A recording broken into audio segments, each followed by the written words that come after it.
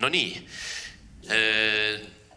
netist välja. Ma tahaksin alustada kõigepealt, võtke igaüks endale mikrofon, võib-olla sellest, et meil on kogu see arvamuskultuur või arvamusmaastik peamiselt kolinudki netti. Me nimetame seda sotsiaalmeediaks ja nüüd on kadunud piirid ära.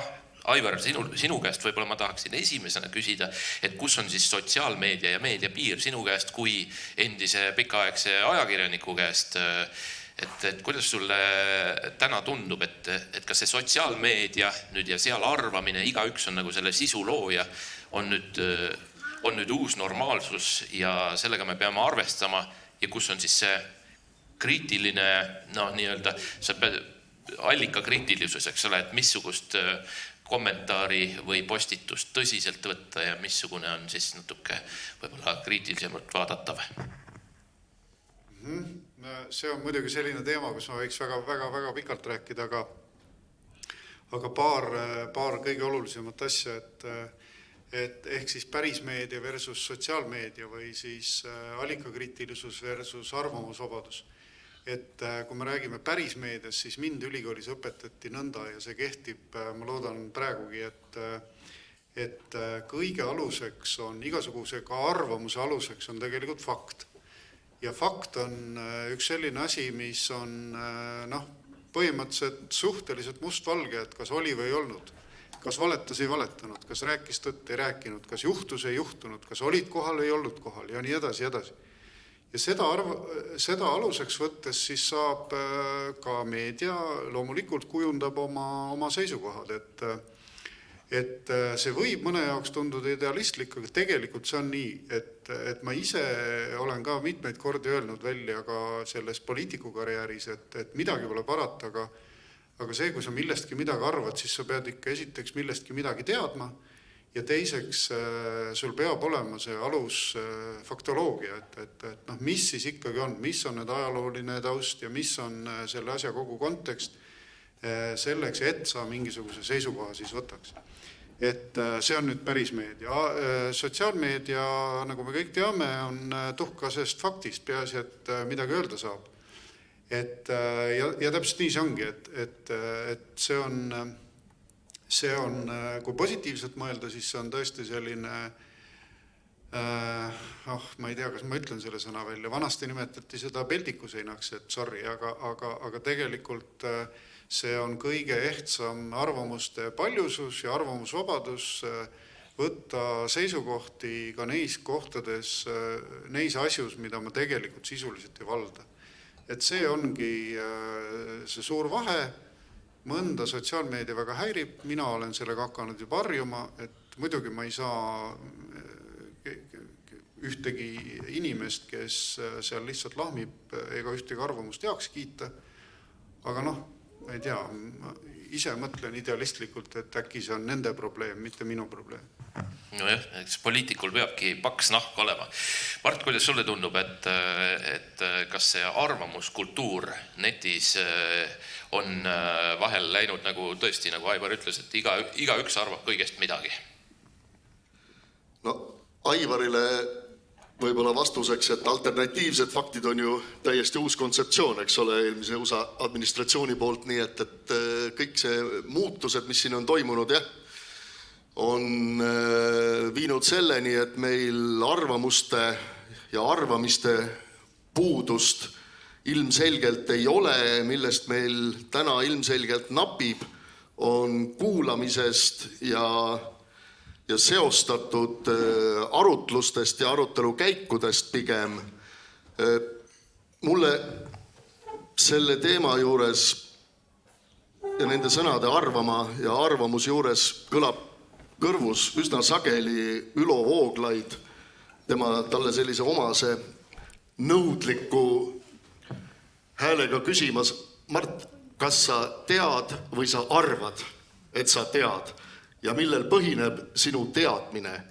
Ja need asjad on läinud segamini ja võttes selle esimese ringi vastuse kokku, tegelikult oleks ilmselt siin pädevaid inimesi eelmisest paneelist, kes aitaksid mõtestada, kuidas neid filtreid, sisemisi filtreid noortes inimestes üles seada, et teha vahet, mis on mis sellel, mis Aivar just täpselt praegu kirjeldas, kuidas ette valmistada inimesi kõigeks selleks, et ise arvata ja arvamustest midagi ka ise järeldada. Üks hetke võib ma Mardile kohe natuke oponeerin. Kui sa minu meelest teed liiga noortele inimestele, kui sa markeerid seda, et see arvamusvabadus totaalne eksisteerib noorte hulgas. Mina seda kindlasti arva. Totaalne arvamusvabadus, andke mulle andeks, eksisteerib keskealiste hulgas. Keskealised on need, kes möllavad nii, et vähe ei ole ja solvavad ja sõimavad sõna otses mõttes. Ja nii see on. Need ei ole noored inimesed. Noored inimesed on teistes meediakanalites punkt 1 ja teiseks, neil on kahjuks tihtipeale ka suhteliselt ükskõik neist teemadest, mille üle keskealised lahmivad. Sorry. Pole imestada, mõeldes, kuidas meid koolitati. Seal möllavad need, keda kodus ei kuulda. Harri, kuidas sulle tundub, et võrreldes nüüd sa jälgid kindlasti ka Soome meediaruumi ja sotsiaalmeediat ja et kuidas see erinevus Eesti ja Soome ja eriti Hiiumaa, ma vaatan Tallinna või mingid Nõmme kommuunid ja see ei toimu sellist lahmimist ja sellist ägedat arutelu nagu kui mandri inimene satub lugema Hiiumaa heaks või vabad Hiiumaa kodanikud Facebookis, siis tal jääb mulje, et hiidlased on üks väga tige rahvas. Et kas sul on jäänud ka selline mulje?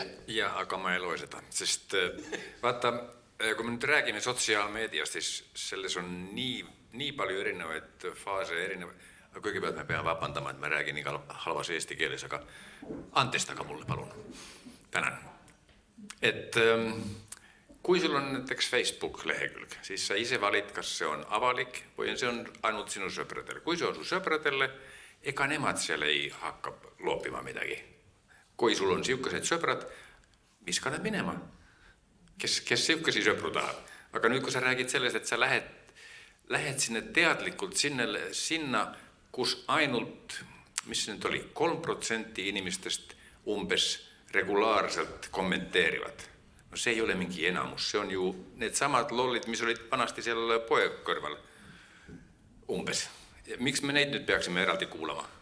Aga millegi pärast see 3% inimesi jätab sellise... No see on niimoodi, juba Šveik ütles, et 20% mehi joovad ära 80% õlut ja nii samamoodi on siis see 3% inimesi jätab mulje, nagu see oleks vähemalt 80% arvamus. Ütleb, et rahvas arvab nii, rahvas nõuab nii ja nõuab isegi, Aivar on ju olnud, ma olen märganud ka selliseid tigedaid kommentaare, et Viidik, et kas sa ei kavatsegi siin nüüd vastata, et sa justkui oled kohustatud nüüd, enam ei ole nii, et sa teed vallavolikogule või vallavalitsusele ametliku järelepärimise, vaid sa nõuadki Facebookis justkui ametlikku vastust. Ja, et eks ma olen nahutada saanud seal kõvasti, aga ütleme nii, et alati, vaadake, siin on üks selline eluparadoks, et kõige rohkem saab sõimata alati see, kes julgeb sinu ees püsti seista ja näoga sinu pool olla. Et see sotsiaalmeedias tegelikult kehtib täpselt sama paradoks, aga nüüd, mis puudutab seda ka nagu, kui nüüd omavalitsuse või riigi konteksti toome siis sellesse sotsiaalmeediasse, et siis tõepoolest, et ma tõesti ma ei tea, kus kohas on tulnud see arvamine või hoiak, et Facebook lahendab justkui mingisugused kommunaalküsimused, justkui mingisugused, ma ei tea, pereküsimused varsti peaaegu mõnedel puhkudel ja nii edasi ja nii edasi. Teie, kes te saalis istute ja teie, kes te meid ekraanide tagant vaatate, ei lahenda. Ütlen kohe, ei lahenda. Et mulle endal, ma olen kunagi, ma mäletan, kirjutanud ühe arvamusloo, et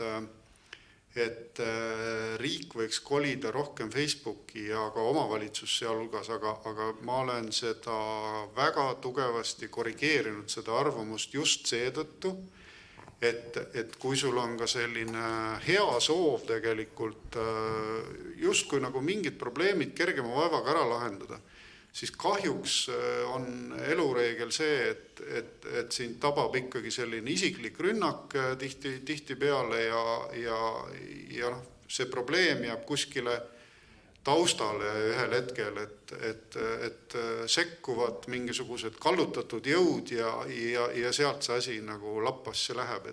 Ära muretse, Aivar, ainult 46% loeb neid kommentaare. Ja muide, ma ütlen üks väike vahemärkus, et ma olen teinud ka sellist, see ei ole eksperiment, aga ma olen teinud tähelepanekuid selle Hiiumaa gruppide osas, et vaatasin Hiiumaa jaoks grupis oli viimati vist 14 000 inimest, see on päris ikkagi väga suur arv, see on rohkem kui Hiiumaal elanikke ja võib-olla et rohkem kui hiidlasi endid. See on kindlasti rohkem kui Hiiu lehe tellijaid on. Jah, seda ta on küll, aga üks väike tähelepanek elust positiivsetest sündmust, et kui sa paned mingisuguse eriti positiivse, eriti toreda asja, see ei ole minuga juhtunud, see on minuga juhtunud, aga see on ka teistega juhtunud, ma olen jälginud neid, eriti positiivse, eriti südamliku asja, siis sa saad seal 1000 laike on super. Et ehk siis 1/14 siis, et ma ei tea, kas see nendele protsentidele allub, aga ütleme, et see on see tähelepanu või fookus või selline kaasa elajate seltskond siis selles, et jah, et see ei ole kindlasti see absoluutnumber. Aga kas sa ajalehe toimetajana siis ei teadnud, et pooled lehelugejatest loevadki ainult pealkirju? Ma ei tea, mis aega sa silmas pead, aga ma väidan, et aastat 10 tagasi ei olnud see kindlasti nii. Et mis puudutas eelkõige trükimeediat, et trükimeedia uuringud tol korral näitasid kõik, et ikkagi oli ka väga palju neid, kes lugesid teksti, et võib-olla isegi nagu mitte niivõrd pealkirja, vaid vaatasid pilti ja lugesid hoopis teksti näiteks ja pärast pealkirja ei mäletanud, et jah, see muutus, kui me räägime nüüd jälle sellisel laial skaalal meedia tarbimisest kui sellisest, et see muutus on olnud väga suur, väga murranguline, kus väga palju, kuna üleüldse on tegelikult see info kogus on meeletult kasvanud, siis ei suudeta süveneda või ei taheta süveneda või osata enam isegi süveneda, vaid nagu fikseeritakse enda jaoks mingisugused märksõnu. Need on tihtipeale pealkirjades, aga fikseeritakse mingeid märksõnu, kusjuures siis tehakse järeldused nende märksõnade pealt. Et näiteks ma toon... See on nagu see pealiskaudne järelduste tegemine ja meedia tarbimine. Aga ära muretse, keegi normaalne inimene ei tee nii, need on need 3%. Ei, ma ei muretse, ma pigem püüan praegu nagu analüüsida. Minul endal on närvikava suht korras, et mis ma siin ikka muretsen. Ma tulen tagasi selle algse küsimuse juurde, kuidas sa, Kristjan, selle püstitasid, et nõutakse aru ja nõutakse kohest käitumist ühismeedias, Facebook eeskätt, eks ole, täna ükskõik on selle nimi Aivar või Hergo või veel keegi teine, vastake nüüd ja kohe. Ja selle arutelu, eks ole, pealkirjaks tuli netist välja. Iseenesest üks mõttekäik, milleni mina tänast ette veidikene mõtiskledes jõudsin, on just nimelt see käitumine, et ei pea, ehk et tempo. See tempo, mille see väline keskkond või see tegevuskeskkond, kus me tegutseme, meile peale surub. Ei, me ei pea sellega leppima ja me ei pea sellele alluma selliselt. Need algoritmid seal taga on tõenäoliselt hoopis teistest kaalutlustest tehtud.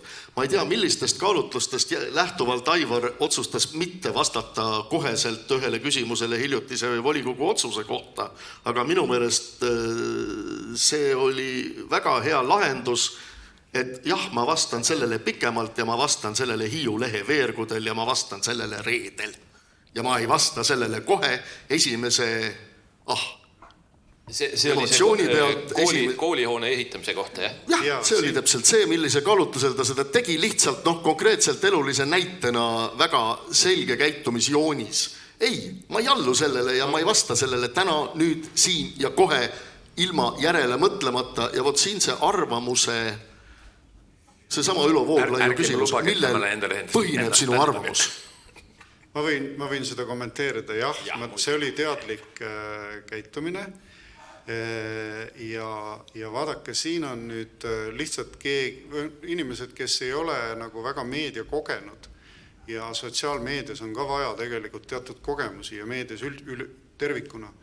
Aga kui sa oled kogenud, siis sa saad tegelikult aru, et eriti sotsiaalmeedias eksisteerib põhiliselt, mis eksisteerib? Eksisteerib provokatsioon. Ehk tegelikult ei ole, et asi ei ole küsimuses, vaid asi on provokatsioonis. Et seal ei võidelda mitte faktide, vaid emotsioonidega. Ei, inimesi ei, andke mulle andeks, ma võib-olla jätan endast natuke sellise, ma ei tea, kas siis konservatiivse või pettunud inimese mulje, mida ma tegelikult ei ole, aga päriselt ka, et sa saad aru, et inimesi tegelikult ei huvita vastused, vaid huvitavad esiteks nende enda küsimused ja teiseks neid huvitab provotseerida mingisuguseid teemasid. Soovitus, ärge alluge, tõesti ärge alluge, et on võimalus ka selles samas sotsiaalmeedias vastata sisuliselt, läbi analüüsi, läbi ka eneseanalüüsi ja küllap on ka neid, kes seda tähele panevad, loevad ja hindavad, et ma olen selles mõttes kindlasti nagu seda usku. Aga kas me saame kunagi netist välja? Praegusel hetkel on ju nii, et Google, Facebook, Twitter, Instagrami nii edasi. Nemad söövad kõigepealt selle reklaamiraha, mis on ammu läinud meediale. Sellest järgneb see, et meediad väljaanded on väiksemad, nendel on vähem toimetajatel on vähem aega. Meie see põhiline meedia saak läheb höredamaks ja nõrgemaks kogu aeg. Ja kas meil on üldse pääsu sealt netist välja? Aga ma mõtlen jälle teisipidi, et aga miks me sealt välja peame tulema? Või kus me siis läheme, kui me sealt välja tuleme? Kui sa alustasid ju sellest, et seal on see räuskamine ja muu ja seal ei ole pakkuda seda süvalisemat analüüsi, mida põhimeedias tavaliselt on olnud. On küll. Ma tahtsingi selleni jõuda, et on küll seda sügavamat poolt ka ja sisulisemat poolt. Aga nagu sa ise väga õigesti ütlesid, et sa tegelikult saad ise kujundada selle keskkonna, kus sa suhtled ja tegelikult saad kujundada ka selle grupi, kellega sa suhtled. Aga see ei ole üldse ohutu värk. Vaata, siis kui mina olin laps, oli Soomes üks telekanal ja kaks raadiokanalit. Sellest järgnes see, et terve rahvas teadis enam-vähem samad asjad. Praegu sul on võimalus valida üks kanal endale, mis pakub ainult seda, mis sulle sobib. Ja siis järelikult sa enam ei tea, mis vanaisale, naabrile, töökaaslasele ja nii edasi nagu korda läheb. Ja see valimine siis seal sotsiaalmeedias, see on sinu enda piiramist ka. No mul on selline tunne, et Harri vaidlen sulle natuke vastu, sest et ma ei kujuta ette, kui me nüüd keegi otsustaksime, me oleme vist kõik Facebooki Hiiumaa heaks kooskonna liikmed, eks ole, selle jälgijad, kas kujutad ette, kui sa lõikad ennast sellest ära, siis on selline tunne, et sa justkui äkki ei teagi midagi. Et see ei ole päris siis on selline tunne, et sind on vangistatud, et see ei ole päris su vaba valik, kas sa jälgid seda või ei jälgi, eks ole. Kas sa julged üks hetk sellest loobuda? Viidik teatab sotsiaalmeediast, et ma lahkun Hiiumaa heaks kommuunist ja ootan ainult ametlikke järelepärimisi kirjalikult. Ja ma ootan ametlik järelpärimisi nagu nii ja see on ametlik, et eksisteerib ametlik asjaajamine, mis on täpselt nii, nagu sa kirjatasid ja eksisteerib siis ka selline nagu on kiirmood, kiirmeedia, ütleme siis nõnda, et nimetame seda interneti ja sotsiaalmeediaks siis kiirmeediaks. Et see kõik on olemas ja see on, igal asjal on oma head ja vead, et ma ei mõista seda kindlasti täielikult hukka, aga mul tuli üks lihtsalt näide, et kui sa paned midagi sisulist, et mu viimase siis põhjenduse selle peale, mis puudutas Kärdla põhikooli täiendavat eelarvet, või investeeringut, siis selle peale oli täna hommikuks vist umbes 17 laiki ja kui sa paned mingisuguse toreda pildi huvitavast olukorrast, saad sa 1000 laiki. Ja vabandust, mina ka ei ole laiki pannud veel sinna. Ja, aga ühesõnaga, mida ma öelda tahan, on see, et selle meediakanali või meediumi iseloom on teistsugune. Teistsugune esiteks, ta ei eeldagi selliseid pikki läbikirjutatud, tõsiselt argumenteeritud tekste, see ongi nagu natuke teine platvorm, aga on võimalik ka tõsiseid asju seal esitada, et see on nii ja naa, et sellest ei tasu heituda, on ju, et mõne jaoks on ta eluküsimus, aga minu jaoks ta eluküsimus kindlasti ei ole, aga ütleme, musti mõtteid ta minus ka ei tekita, et lihtsalt teinekord saad mõne inimese kohta rohkem teada ja võib-olla mitte kõige paremat teada.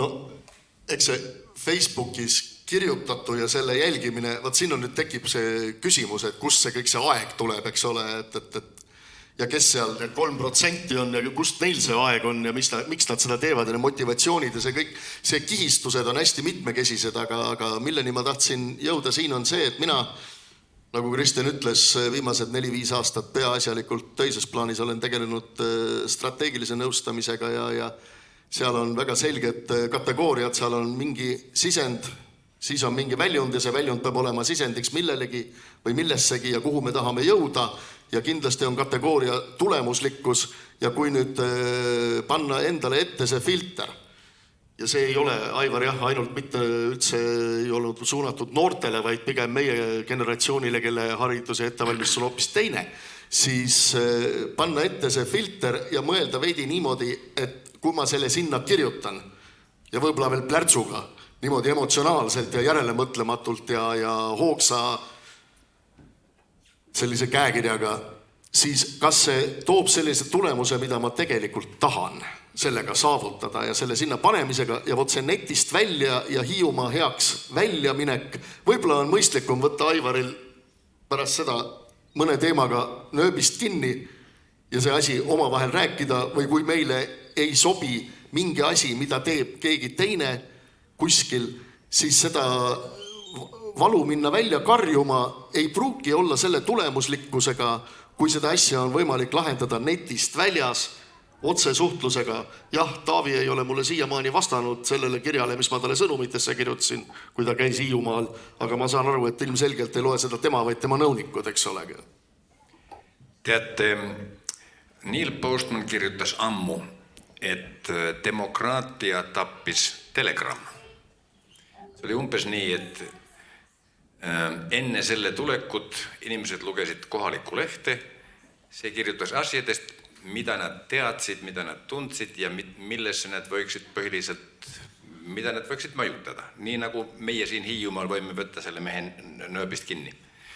Siis tuli Telegram ja siis me järsku saime teada, et kusagil mujal on suurem tulekahju ja suurem üleujutus ja suuremad ja tasakesi mindi sinna, et maailm toimub mujal ja et meie oleme oma elu publikud. Nüüd, ja muidugi seda siis telekas ja nii edasi, et kõik meediad nagu muud kui tugevdasid seda mõtted. Et maailm ei ole siin, see on seal, tähtsad asjad on seal kusagil kaugel. Põhimõtteliselt siis interneti tulekuga oli natuke siukeseid lootusi, et äkki me nüüd saame selle maailma tagasi. Ja praegu me oleme hetkel, et meil ei ole seda Neil Postmanit, kes räägiks meile, et kas me oleme selle saanud, aga mulle tundub, et praegu veel mitte.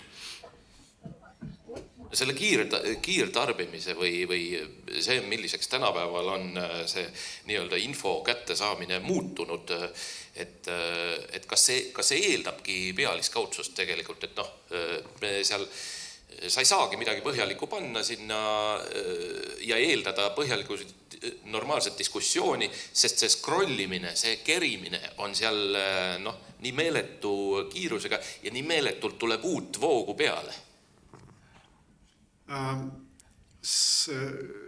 Üks mõte lihtsalt võib-olla kõigile meile, et kirjutada ja rääkida tasuks ikka neist asjust, mida sa tead. Üsna vähe siis. Et võib-olla siis võiks vähem kulutada oma aega, pliiatsit, arvutiklaviatuuri, mida iganes kohtades, kus sa tegelikult ei tea. Ma kohe vaidlen sulle natuke vastu. Sellepärast, et näiteks poliitika on üks valdkond, millest kõik ju teavad, eks ole, sellepärast, et me kõik valime, kõik peame valimistel oma valiku tegema ja samas poliitik ei ole selline amet, mida on võimalik kuskil õppida. See on vist ainus valdkond, mida ei ole võimalik kuskil õppida.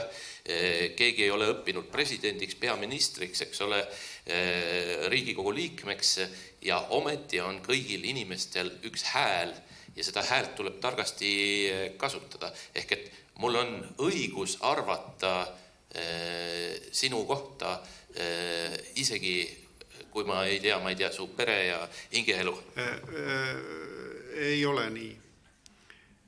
Väga hea, meil tekib vaidlus. Ei ole nii just selle sinu jutu viimases lõigus, et vaadake, kui ma ei eksi, on 4 sellist üldlevinud arvamustaset, ütleme siis nii. Nendest kõige madalam on see, kui sa ründad inimest. Vaat kus loll, vaat kus tead selline teissugune välja. Inimest, mitte tema põhimõtteid, jah? Inimest, just nimelt inimest. Ja kõige kõrgem tase on see, kus sa käsitled siis seisukohti ja pakud omalt poolt mingi alternatiivi või selgitad nagu enda seisukohti. Et kui me jõuaksime sellele, kui me püüaksimegi natukene, miks ma ütlen, et ärme räägi ja kirjuta sellest, mida me ei tea, siis ma pean silmas seda, et esiteks ükski inimene ei ole rumal, aga ideed on rumalad. Minu enda ideed teinekord on ka rumalad. Et Harri vangutab pead, võib-olla mõni väga inimene... paljud inimesed on rumalad. Võib-olla mõni inimene ei ole enamus inimestest on rumalad. No okei. Meie kõik oleme rumalad.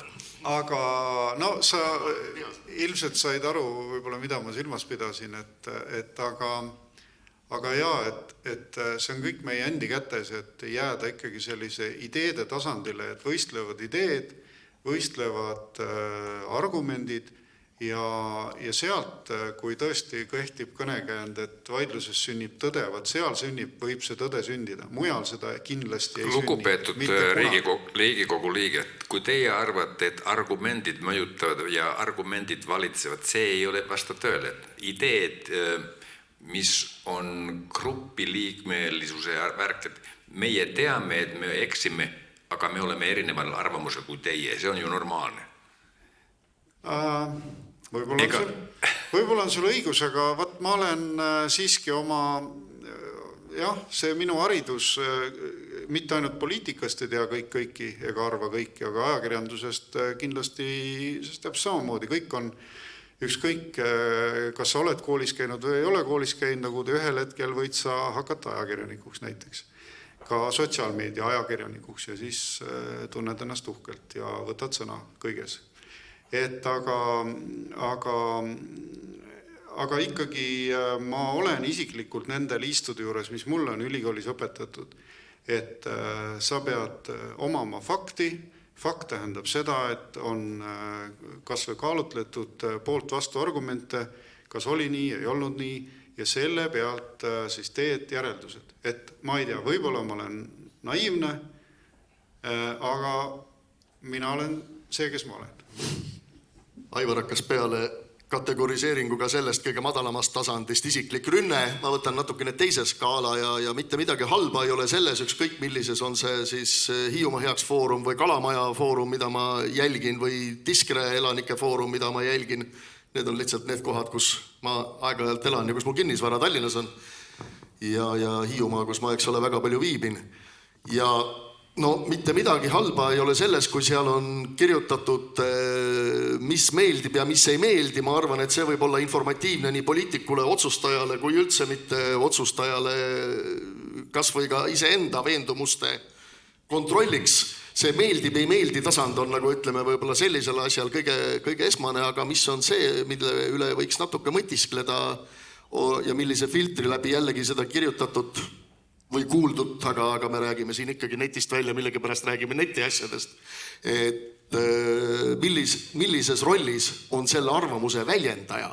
Ja kas ta on, nii nagu me kõik, eks ole, teame midagi tervishoiukorraldusest ja arvame midagi hariduskorraldusest ja liikluskorraldusest ja veel igasugusest korraldusest, siis millise rolli me oma arvamust tegelikult oleme kujundanud ja väljendanud, see ei tule alati välja, jah, see tuleb välja tõenäoliselt siis, kui sa ütled, et selle arvamuse väljendaja vist oli rumal, aga see ei ole mitte rumal, vaid pigem piiratud informatsiooni põhjal tehtud, võib-olla liiga rutakalt tehtud arvamus. Et rolli küsimus on väga oluline. Mis rollis on see inimene ja see arvaja selles antud teemas? Mul on tunne, et tänapäeval on kõik astunud nii-öelda püstolreporteri rolli, ehk et kui ta märkab Kärdla seal kuskil sadama juures üleajavat prügikasti, siis ta teeb sellest kohe oma mobiiliga pildi, postitab selle Hiiumaa heaks ja küsib, et Viidik, millal sa ometi selle prügijama ära lahendad? Jaa, minu telefonis on neist aastatest, mis praegune volikogu on tegutsenud, ma arvan, tubli 100 pilti erinevatest Hiiumaa prügikastidest, mis ajavad üle. No, miks need ikka on täis veel? Mul on need kõik alles, kes tahab, võin edasi saata. Mida ma ei ole teinud, ma ei ole neist mitte ühtegi postitanud sotsiaalmeediasse, täpselt sellise pealkirjaga nagu see või alakirjaga. Aga sa oled kohanud selliseid postitusi ju? Absoluutselt, aga mida ma küll olen teinud, olen need hoogsalt edasi saatnud omavalitsusjuhtidele, et vallavalitsuse inimestele, osavalla inimestele. Ja kui te mäletate, siis 1,5 aastat äkki tagasi toimus üks suur vabandamise aktsioon, et tõepoolest vallavalitsus ei ole suutnud prügi teemaga korda saada. Et see, ma ei arva, et me peaksime asjad viima nii kaugele, kus ühel hetkel kellelgi on vaja vabandama hakata. Pigem on ikkagi vaja süsteemi ja tõsi on see, et sotsiaalmeedias tegelikult saab väga head indikatsiooni olukorrale. Et tõepoolest, ega siis kõik ei jõua igale poole, kõik ei jõua kõikjale ja kõik asjad ei ole mitte kunagi ideaalses korras. Sealt saab indikatsiooni ja see on väga hea, aga lahendus ei saa olla nagu samas kanalis, et vaata ajakirjanduses on üldine reegel, et vastulause avaldatakse samas väljaandes, kus on siis see esimene nii-öelda rünnak toimunud. Et sotsiaalmeedias see päriselt nii ei toimi. Ja tegelikult, ma arvan, et see on ka õige, et ei toimi, et need asjad peavad käima kuidagi teistmoodi, kui me räägime nüüd näiteks kohaliku omavalitsuse ja kodaniku omavahelisest suhtlusest. No aga ühes naaberriigis on ikkagi täiesti suur võimalus, et kui sa tungid läbi sellest filtrist ja eelkontrollist ja esitad selle mitmetunnise presidendi telepöördumise ajal presidendile küsimuse, siis sa võid olla ikka 99% veendunud, et see küsimus ka ära lahendatakse, sest nii ta lubas. Ja ma mäletan ajalehest Nõukogude Hiiumaa sellist rubriiki. Kodanik kaebas, mida selle alusel ette võeti. See oli püsirubriik teatud perioodiga. Kodanik kaebas, mida selle alusel ette võeti. Aga ilus, vaat meil on ka selline aeg olnud. Ja ütleme, kui niimoodi kõik need taustad kõrvaldada, siis tegelikult praegu võiks ja peaks see toimima samamoodi. Küsimus, millest me siin praegu räägime või teema, millest me räägime, kas see peaks toimuma nii-öelda sotsiaalmeedias. Ma arvan, et tegelikult ei peaks. Kontrollküsimus iseendale, eks ole, võiks olla sellel juhul see, et kes on minu arvamusväljenduse tegelik adressaat ja milline on see shortcut sinna. Mul tunne, et sotsiaalmeedia on ürgajast peale juba olemas olnud. Juba koopaseintele kirjutati sõnumeid ja joonistati, eks ole, piktogramme, meeme tänapäeval siis ütleme. Ja Vene ajast on teada, et kortermaja seinale oli vaja oma emotsioonide väljendamiseks kirjutada, et Vasja on loll või või Marion, kes iganes ja nii edasi. Aga nüüd, kui meil on see nii-öelda kõigi ees auditoorium on kordades, tuhandetes kordades kasvanud, kas see kuidagi on pannud inimestele ka sellise nii-öelda kõikvõimsuse illusiooni, et ma olen nüüd, kõik näevad, kõik kuulevad mind ja kasutavad seda, poliitikul ju väga hea ära kasutada ju, panna, postitada palk õlal ja saak käes ja nii edasi, et aga see enda huvides ära kasutamine, kuidas sellega on?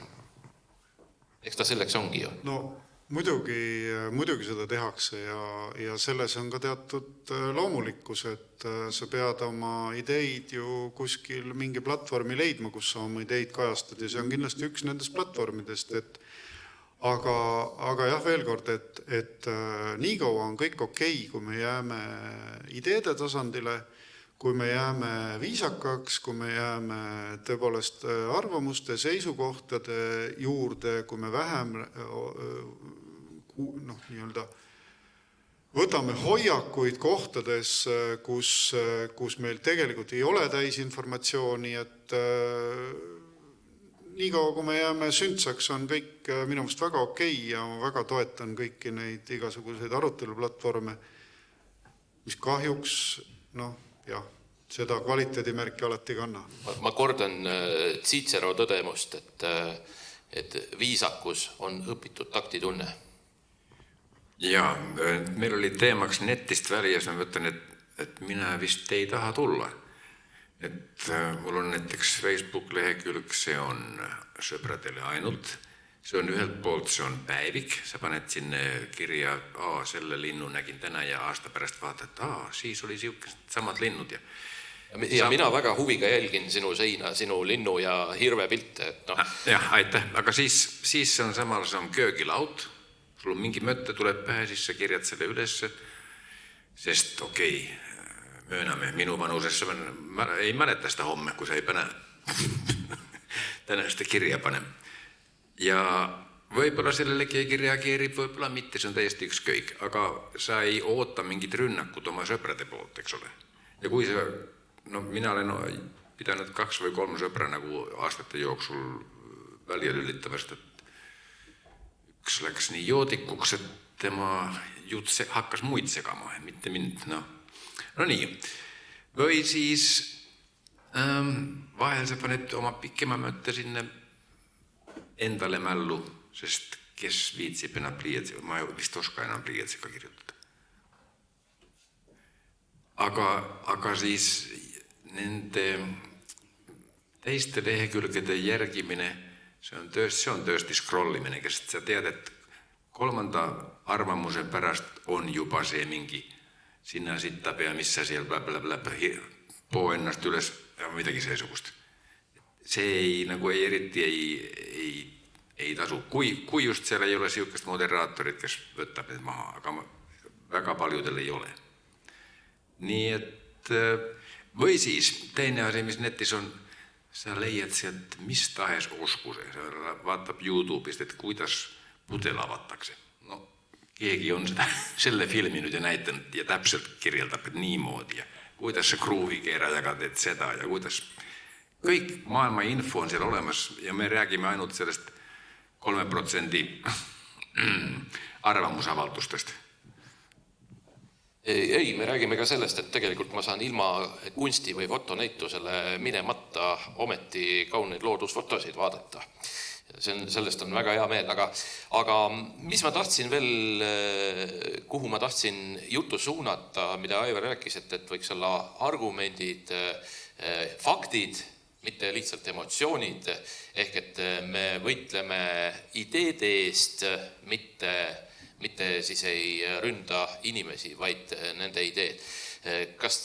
Kuidas teile tundub? Minule tundub, et viimasel paaril aastal on juhtunud mingisugune tohutu vastandumine väga mitmes valdkonnas. On see kas tuulikute poolt ja vastu, Rail Balticu poolt ja vastu, Haapsalu raudtee poolt ja vastu, metsade lageraiete poolt ja vastu, koroonavaktsiinide poolt ja vastu, maskivastased ja pooldajad ja nii edasi. Ja kõigil on ju oma argumendid olemas. Minä kui suomalainen saan sulle vastata. Meillä on ollut, rahvas on valinnut presidentti Suomessa koko ajan. Ja tavallisesti se on umpes 50-50. Kaikki tahavat olla mitte niin, että mä armastaksen sitä kandidaattia, joka mä olen vastuselle, vai siis vastupidi. Ja mä ei absoluutselt ei hääletä samaa presidenttikandidaatin puolta kuin need sõbrad, vai mielikiteiset. Niin, että tulemus on alatti 50-50, kun sä pakkut 2 varianttia. A pakku siis 3. Niitä eivät tarkat nagu reklaambyrå-inimiset, että eivät yhden täiesti möttetty liika suure, yhden väikse, ja siis selle, mitä ne tahavat tehdä. Pakku 3 variantti. Jaa, aga no just see nüüd tohutu polariseerumine, et sa pead olema kindlasti millegi poolt või vastu ja sa ei tea, kust sa seda õiget infot tegelikult leiad. Sa ei tea enam, mida uskuda. Kogu maailm on lõpuks reptiilide ja vabamüürlaste vandenõu ja hakkadki uskuma seda, eks ole, et kui sulle seda pikalt räägitakse, et see ei ole võimalik, et valitsus teeb mõistlikke otsuseid, ta kindlasti paneb meie kehade sisse kiipe ja nii edasi. Ja selle kohta on, kuna internet on ju meeletu ja selle avarus on piiramatu, siis sa leiad sealt kõige kohta tõendeid ka.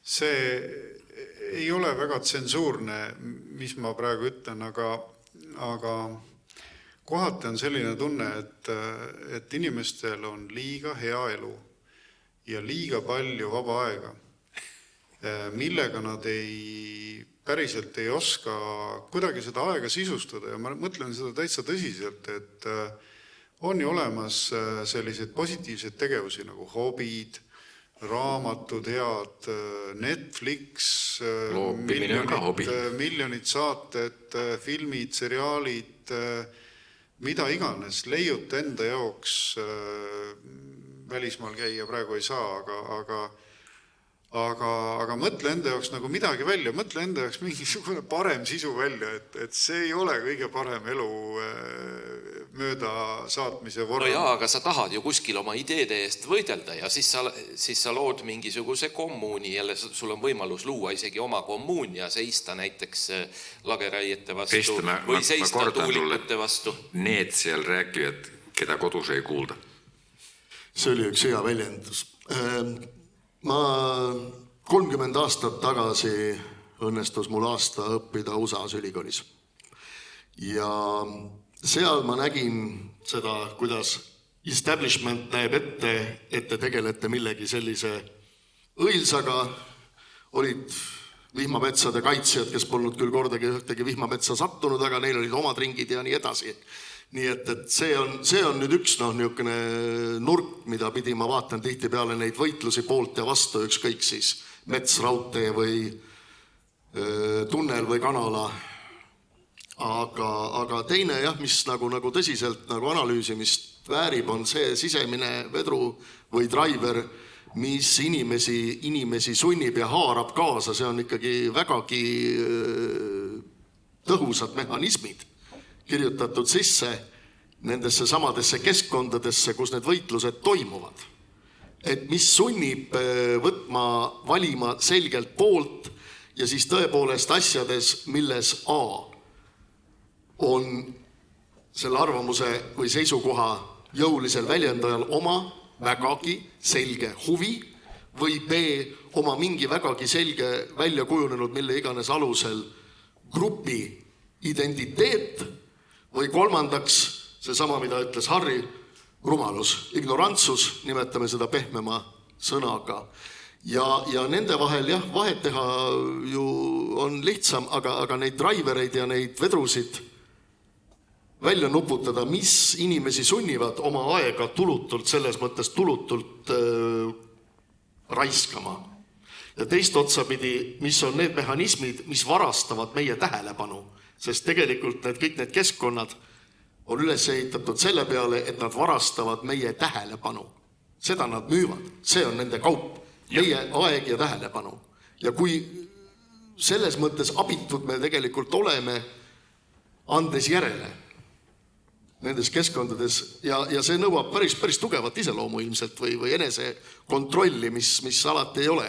Siin räägib Hambur, kelle pidurdusmehhanismid ka ei ole võib-olla alati kõige paremas tehnilises korras. Aga mis on see, mis meid sunnib järele mõtlematult oma aega laskma varastada?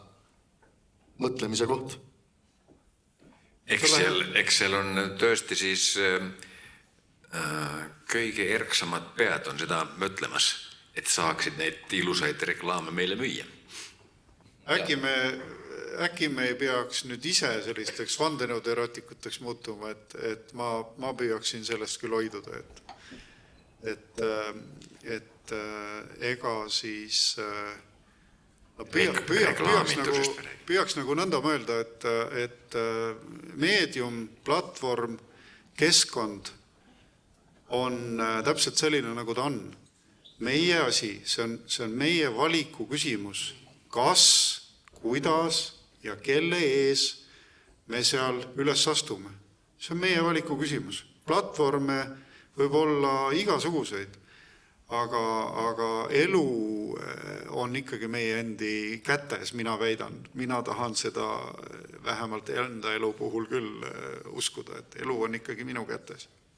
Kas teil on, härrased, ettepanekuid, kuidas tuua see arvamus avaldamine netist välja uuesti nii-öelda, nagu Mart ütles, näost näkku, et näiteks, et vallakodanik tuleb sulle, kas on juhtunud, et tuleb sulle Eha tänavale värava taha ja ütleb viisakalt, mis tal öelda on? Aga väga odatud on kõik, kes tulevad ja tahavad suhelda.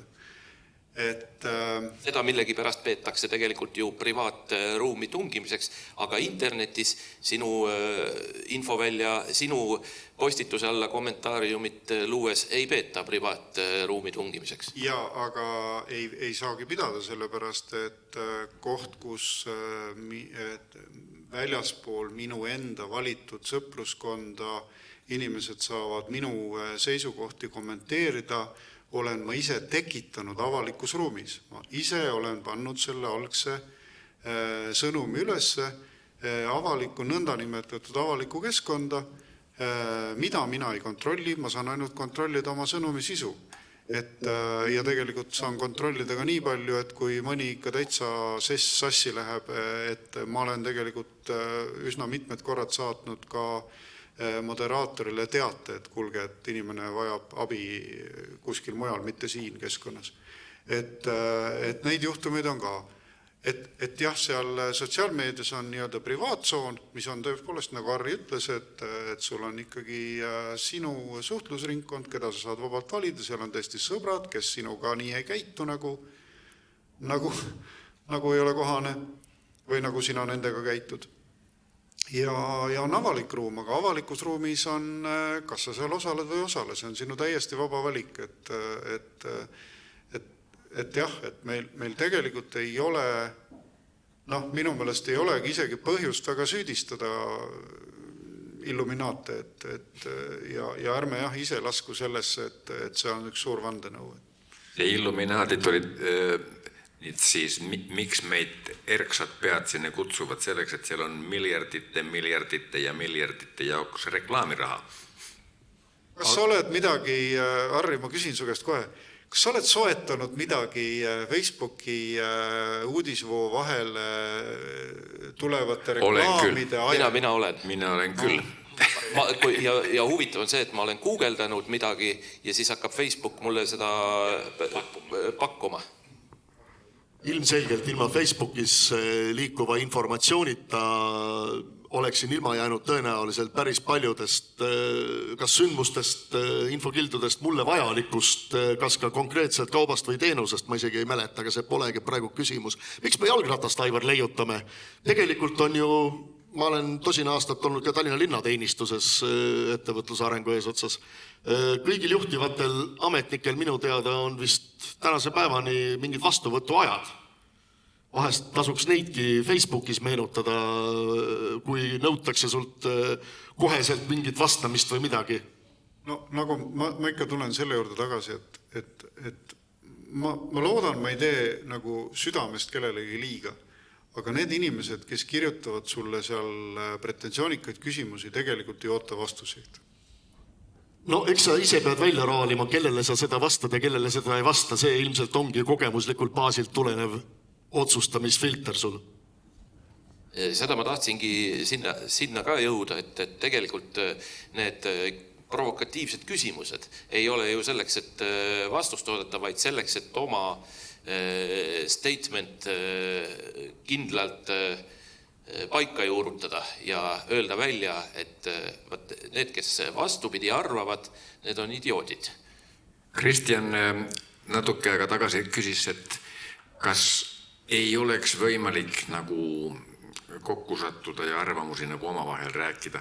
Nii nagu siis, kui mina olin laps, siis olid veel siukesed asjad nagu talgud. Ja talgutel oli vahel kohvipaus ja siis kohvipaus tähendas seda, et need mehed ja naised, mina siis väiksena poisina vaatan kõrvalt, arutelevad mingi asja üle ja see arutelu nagu on teistmoodi kui see Facebooki värk, sest sa tead seal, et selle mehe arvamus ei loe, sest ta on kehv töömees. Ja selle mehe arvamus loeb, sest ta on tõsine ja arukas ja nii edasi ja nii edasi. Et Facebookis ja kusagil siis sotsmeedias need arvamused nagu on täpselt sama fondiga ja kõik arvavad, et need on sama väärsed. Ei, need ei ole, aga siis päriselus sa tead seda. See on tekitanud huvitava fooni, et kui omal ajal talgutel mindi pausi ajal kõrvale ja arutati, eks ole, siis tänapäeval, ma arvan, et kõik meist on, ma ei tea nüüd, kas lausa sõpru kaotanud, aga mõne inimese sealt Facebookist, ma ei saa ütelda, et mul on need 1800 kontakti on mu sõbrad, eks ole, et need on lihtsalt mingisugused kontaktid. Et mõne inimesed kõrvaldanud, kes on läinud niivõrd äärmuslikuks ja mitte üksi minu pihta solvavaks, vaid näiteks minu põhimõtete suhtes solvavaks, kes hakkab, näiteks mind on ärritanud, kui on siin kellegi vabaduse kallale kiputud, öeldakse, et siin on igasugused, kas on siis samasooliste see kooseluseadus või on mingisugused muud vabadused, eks ole, millele on selged vastased ja selged pooldajad ja seal tekib tohutu polariseerumine täpselt samamoodi nagu Hiiumaa tuuleparkide teemal.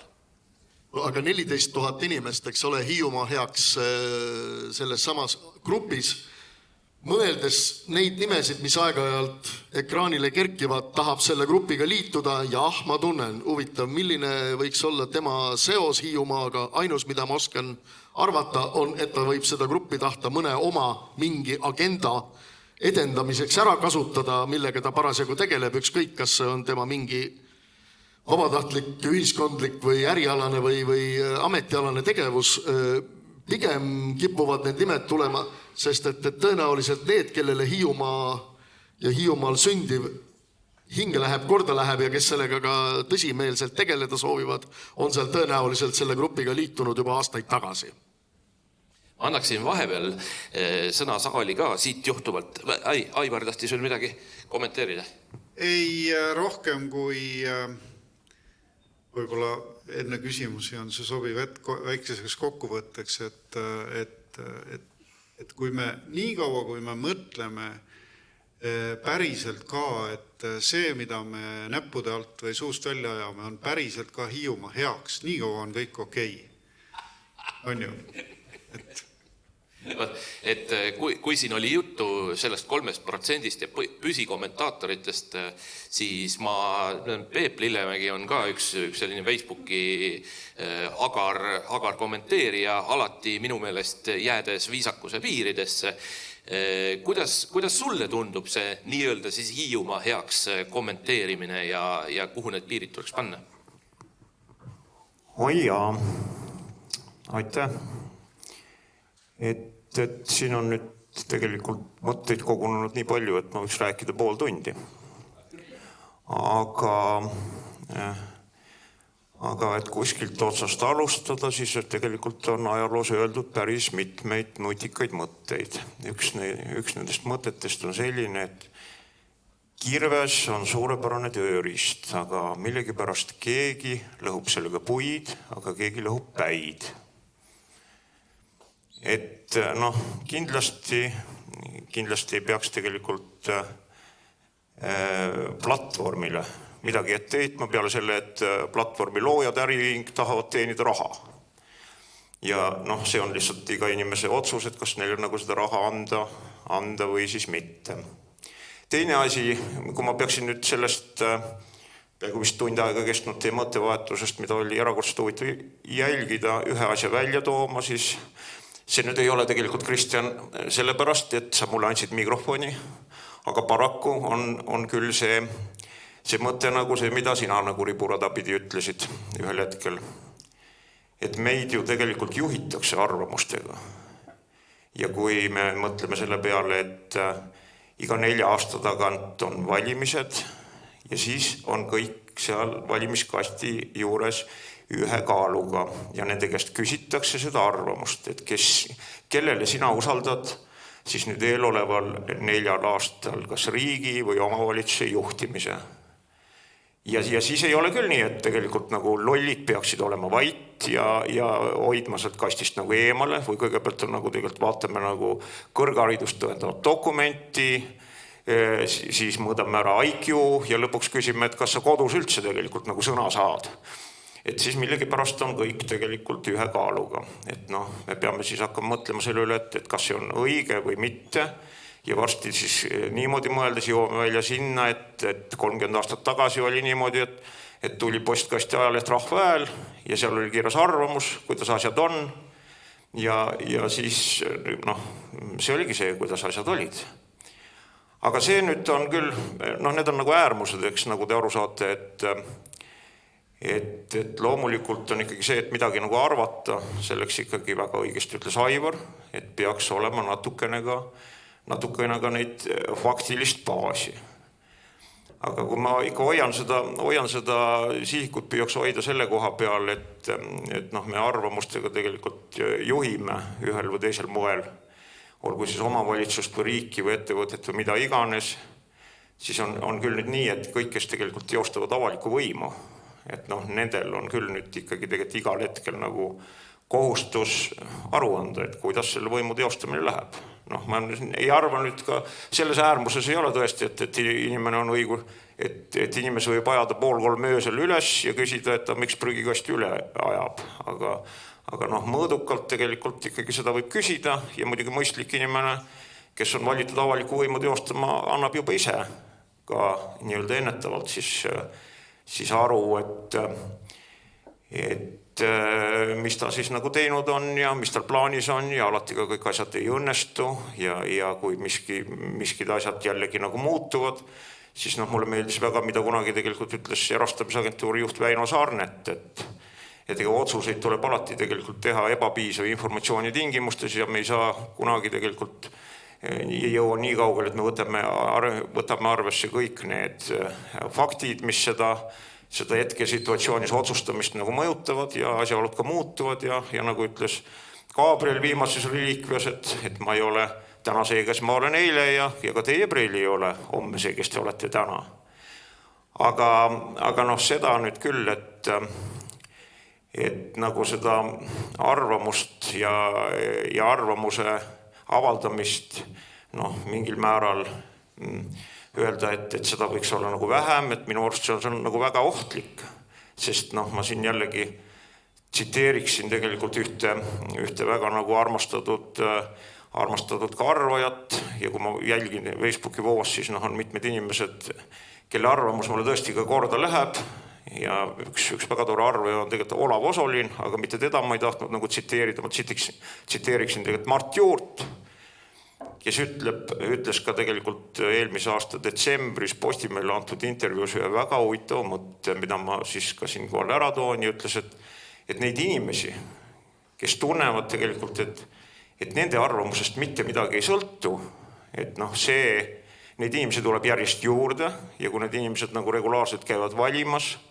siis noh, see ongi nüüd, ma jõuan oma jutuga, hakkan oma jutu kokku võtma, et jõuan ringiga tagasi, et ja siis valimistel tegelikult nad siis ühe korraga siis näitavad, et mida nad nagu tegelikult arvavad ja kui me meenutame siin viimaseid valimistulemusi, ütleme alates aastast 2016, olgu siin Brexit või siis Trump või siin Eesti, eks ole, meil juba siin tegelikult järjest ja järjest tõusvad poliitilised jõud. Et noh, me peame mõtlema, et kas meile see nagu meeldib. Et kui me ütleme, et käinud valimas ära ja siis ülejäänud aeg me eriti ei huvita, et mis saab. Aga ma ei tea, jah, et ma võiks veel öelda palju, aga ma ei taha nüüd kõike seda tuba nagu täis rääkida, et suur tänu igal juhul selle võimaluse eest ja suur tänu teile selle suurepärase paneeli eest. Ja ma nii palju kommenteeriks, et jah, et sa ütlesid, et vaata, et nii nagu ei juhtuks Brexiti või Trumpi või selliste juhtumitega, siis tegelikult on päris palju selliseid näiteid, kus inimesed ütlevad, jah, lollidelt võiks hääle ära võtta, ainult et need lollid on mitmete inimeste meelest erinevad. Mina tahan otsustada, kes on loll. Just, mina tahan otsustada, kes on loll, et jumala eest enam ei saaks Reformierakond riigitüüri juurde. Teised ütlevad, et jumala eest EKRE seda enda kätte ei saaks. Ja kes siis on see tark, eks ole?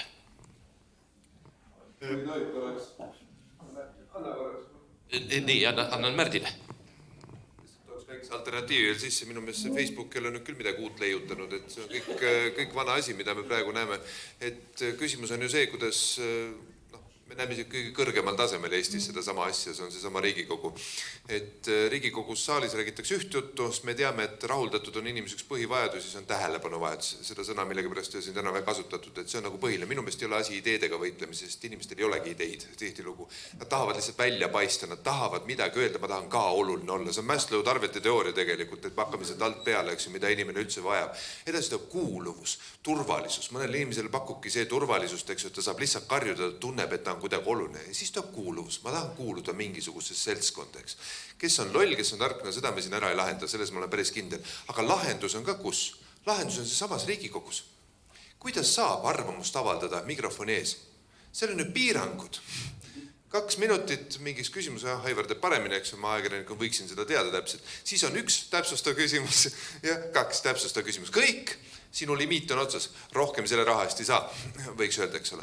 Et seal on asi reguleeritud sellise moel, ma muidugi ei tea, kas seda Facebookis saab teha või mitte, eks ole. Aga pange tähele, siis kui istung läbi saab või ka selle vahel, käivad ju paaris kõik jutud väga sõbralikult, ükskõik mil moel. Inimesed viskavad selle lolli maski maha, eks ole, ajavad täpselt seda juttu, kes nad on normaalsed inimesed, nad teavad, et nad lähevad sinna saali, algab mingis mõttes näitus, sest seal on kaamera. Ja nad on kõik väga vihased, kui kaamera tuleb õllesaali.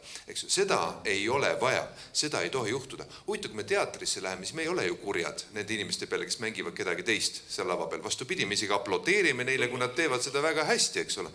Nii et minu meelest netist ei pea kedagi välja ajama, küsimus teises keskkonnas, kus inimesed tunnevad tänast väga hästi.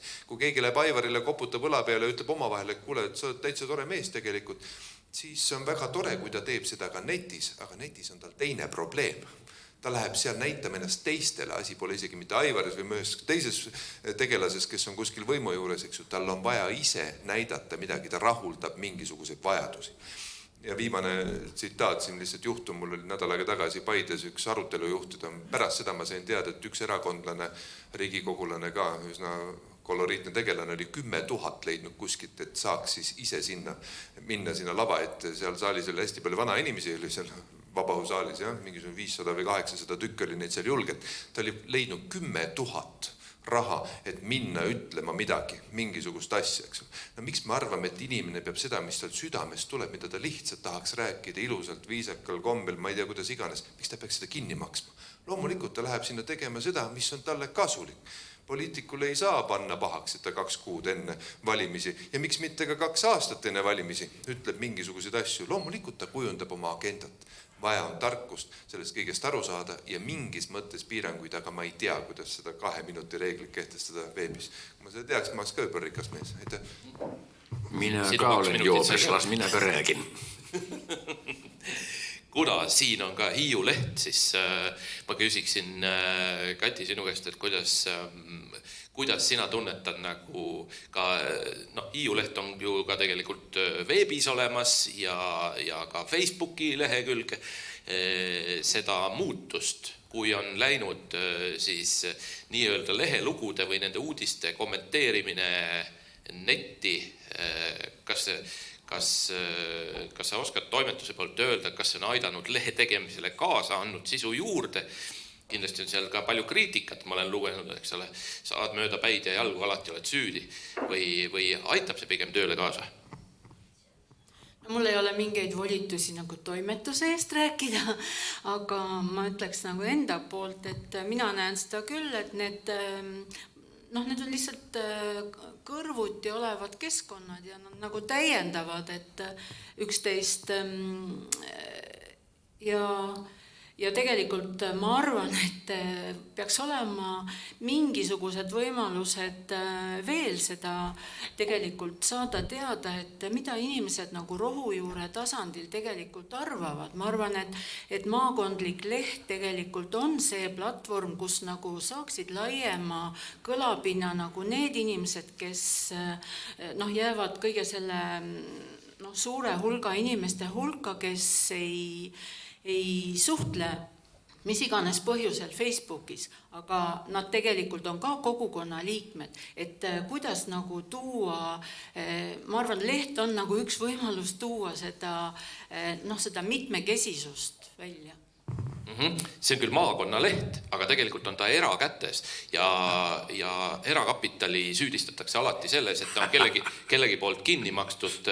Hiiu lehte on palju püütud sotside ette rakendada, väidetakse, eks ole, siis eks ole Postimehe kohta öeldakse, et see on Reformierakonna häälekandja ja nii edasi, et igal lehel on ka oma ilmselt ka mingi ideoloogia, mille järgi, mida me saame lugeda ka sealt toimetuse arvamusveerust mingisugust maailmavaadet. Aga Peep, seal rääkis väga tarka juttu. Seda, mis räägib paar raamatut, mis mul on praegu öölaual, need on Human Stupidity ja History of Human Stupidity. Mõlemad räägivad sellest, kuidas lollid olendid me oleme. Thomas Sowell räägib sellest Ameerika majandusteadlane. Tema ütleb kogu aeg seda, et kõik otsused, mis inimesed teevad terves elus, oli see organisatsioon, isiksus, vald, riik, mis tahes, on vaja informatsiooni põhjal, mis on puudulik. Ja see on üks asi, viita nüüd Aivarile, kes kogu aeg räägib sellest, et me peame teadma. Me ei tea mitte midagi ja kui teame, me teame seda, et me ei tea seda. Aga kõige suurem tarkus on teada, kui vähe sa tead. Kuidas sulle see nii-öelda lehevaade, ma annan sulle kui Reformierakonna esindajale võib-olla siis võimaluse hinnata, et kas on lehed poliitiliselt kallutatud? Ei, ma seda hinnangut küll ei anna. Lihtsalt remargina, et minu teada, nii palju kui mina tean, on Postimehe omanik väga rahvuskonservatiivsete vaadetega, nii et Reformierakonda siin kindlasti süüdistada ei saa. Aga ma ei tea, Eestis ei ole, vaadake, Eestis maailmas on erinevad tavasid, meediasektoris samuti. Ja tavad on sellised, kus on väga juba aastakümneid ja sadu välja kujunenud, et millised on, kui ma ei eksi, kas Washington Post on vist näiteks konservatiivide häälekandja ja nii edasi. Et need on kuidagi välja kujunenud ja selles ei ole midagi isegi häbiväärset. Et mina seda Eesti meediamaastikul küll ei hakka sildistama, et kes on kelle häälekandja. Tõsi, et sümpaatiaid kohtab maakonna lehes nagu kogu aeg, et seda ei saa ju ka eitada. Et aga ma ei tea, et siin nagu, kui siis võib-olla mingid üksikute või üksikjuhtumite pealt märkust teha, aga eriti nüüd maakonnalehe puhul, et tõesti see on tõsi, et meil on ikkagi, me peame arvestama sellega, et meil on väga suur hulk inimesi, kes ei ole online meedias, sotsiaalmeedias, meil ei ole oma näiteks raadiokanalit, meil ei ole oma nii-öelda sellist uudiste voogu, mis jõuab sulle igasse koju. Ja nende jaoks on ajaleht ülioluline, aga ma ütleks siinkohal, et see seab ka tegelikult tohutu vastutuse ajalehe tegijatele. Ja palun ajakirjaniku eetikakoodeks lahti võtta ja juhinduda sellest, ehk sa pead olema neutraalne, sa pead olema kõiki osapooli arvestav, sa pead kaaluma alati pluss ja miinusargumente ja tegelikult sellelt pinnalt tegema järeldusi ja see ei ole idealistlik jutt, vaid see ongi see, mille järgi tegelikult üks ajalehetoimetus peaks töötama. Kui sa nüüd Hiiu lehest räägid, niin minu meelest selle kõige olulisem kohustus on see, et fonti oleks suurem, kui see praegu on, sest lugejad on natuke... Sotsiaalmeedias sa saad vähemalt määrata oma ekraanil oleva kirja suuruse. Et ühesõnaga, kuhu ma oma jutuga jõuda tahtsin, on see, et igal meediakanalil on esiteks oma eripärad ja igal meediakanalil on nii oma sisulooja kui ka siis tarbija. Et sisuloomise kontekstis on sotsiaalmeedias, me oleme kõik sotsiaalmeedia sisuloojad, et sõltub iga ühe tõesti sellisest näpuosavusest ja ajast ja tahtmisest ja ma ei tea millest, energiast lõppkokkuvõttes mitu postitusse päevast teha suudad. Mõni suudab neid ausalt öelda hirmu äratav hulga, kümneid ja kümneid. Et ajalehe puhul on sisu loojaks tegelikult professionaalsed ajakirjanikud. Ja nii nagu raadiokanalite ja telekanalite puhul täpselt samamoodi. Et kus kehtivad selged ametijuhendid, ametieetika, õpitud koolis, kõik neid asju. Et need ongi erinevad, aga veel kord, et nende jaoks on olemas tarbija ja sotsiaalmeedia puhul, et me ise oleme tegelikult selle keskkonna kujundajad. Et täpselt nii, nagu me seda siis soovime. Ma võtaks seda pigem nagu niipidi kokku, et eks see on meie enda otsustada ja enda terve talupoja mõistuse, kui ei ole olnud õnne käia ülikoolis ja läbida kursus, mis on teadusliku uurimustöö metoodika alused, siis jääb loota, et on olemas kodust kaasas terve talupoja mõistus ja terve talupoja mõistus just selles osas, et milleks kasutada ära seda platvormi ja neid keskkondi, millest me siin, eks ole, täna oleme enamuse aja rääkinud, see sama Facebook, lihtsa näitena. Ma arvan, ega ma ei tea, aga nüüd ma arvan, et TS laevadele anda märku nende Facebooki lehe kaudu, et nende uus broneerimissüsteem on püsisõitja jaoks käkk. Oli ilmselt targem, kui neil eraldi meil hakata turundusosakonda saatma, sest see oli avalik häbistamine. Ja natuke on paranenud pilt piisukene. Samas, ja see on see terve mõistusega vahet tegemine, et kus on see tulemuslik ja kus võib-olla tuleb minna ja nööbist kinni võtta ja rääkida mõnes teises netivälises situatsioonis või olukorras. Et tervet talupoja mõistust, kui pole olnud seda metoodikakursust läbitud või siis see ei ole reklaamlause, aga selleks aitab ka üks Ülo Vooglaiu üks hiljuti kokkuvõtlik väljaanne. No nii, me peame nüüd kokku võtma ja oma diskussiooni lõpetama, kuigi ilmselt oleks siin mitu päeva rääkida, peaks pikema sauna õhtu võtma, aga et jääb loota, et vaatamata sellele, et nagu meil jutust ka välja tuli, et paljud inimesed arvavad, et nende arvamusest ei sõltu midagi. Ja ometi nad sotsiaalmeedias arvavad ja valimiskasti juurde millegi pärast ei jõua oma selle arvamusega. Loodame siis, et need asjad lähevad kuidagi omavahel korrelatsiooni.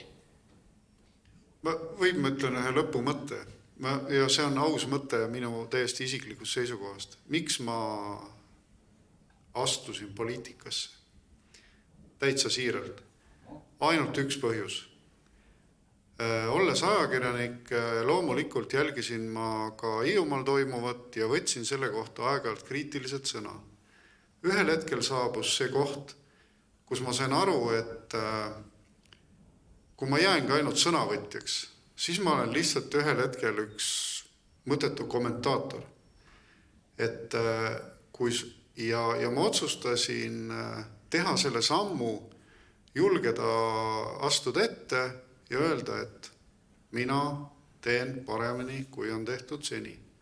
Jah, see oli täiesti teadlik otsus ja seda ma tegelikult soovitan kõigile absoluutselt kommentaatoritele, kes meid praegu kuulevad, vaatavad, et tehke järgmine samm. Tehke järgmine samm, et nii kaua, kui te plärtsute internetis, te jäätegi plärtsujaks. Kui te teete järgmise sammu, võtate vastutuse ja olete netist väljas, väga õige, ja saate nagu siis sellel rindel midagi korda saata ja vaatame siis, kuidas teised sinust tõepoolest, igal Eesti Vabariigi kodanikul on õigus kandideerida. Ja kui seda soovi ei ole, siis vähemalt soov saada mõtestatud kommentaatoriks. Nüüd anname vastulauseks ka sõna. Ma ei taha vastulauset öelda, aga ma tahan lihtsalt jätkata seda mõtet, mida Mart käis tegelikult juba kahel või mitmel korral välja, et olles Ülo Vooglaidi tütar, siis ma nagu tahan öelda selle raamatu pealkirja, mis on elanikust kodanikuks ja mis on tegelikult nagu üks võimalus, kuidas oma arvamusi nagu paremini ja ma ei tea, ühesõnaga, kuidas neid paremini välja öelda. Aitäh kõigile paneelis osalejatele, teeme neile suure aplausi ja